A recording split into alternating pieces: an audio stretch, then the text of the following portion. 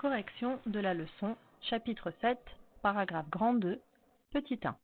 Tracer le symétrique d'une figure.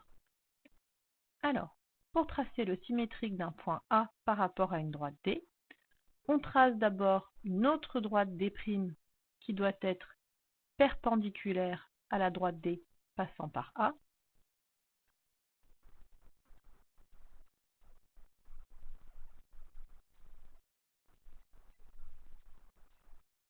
Donc d'abord on trace cette droite-là.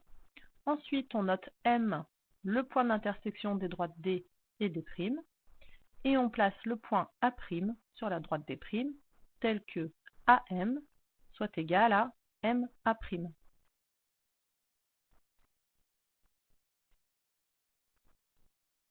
En pratique, on n'est pas obligé de nommer ce point-là. C'est juste pour avoir un point de repère pour voir où sont les deux segments de même longueur.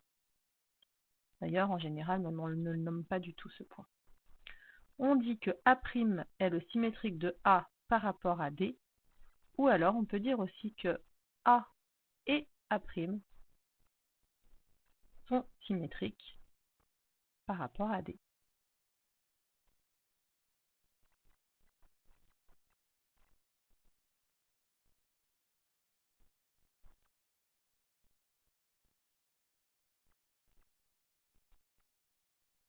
Les deux phrases sont correctes. Soit on dit qu'un objet est symétrique d'un autre objet par rapport à la droite D, soit on dit que les deux objets sont symétriques par rapport à la droite D. Remarque, si un point A est sur la droite D, par exemple si je mettais un point ici, eh bien son symétrique ce serait le point lui-même. Donc ici, si A est sur D, alors son symétrique est lui-même.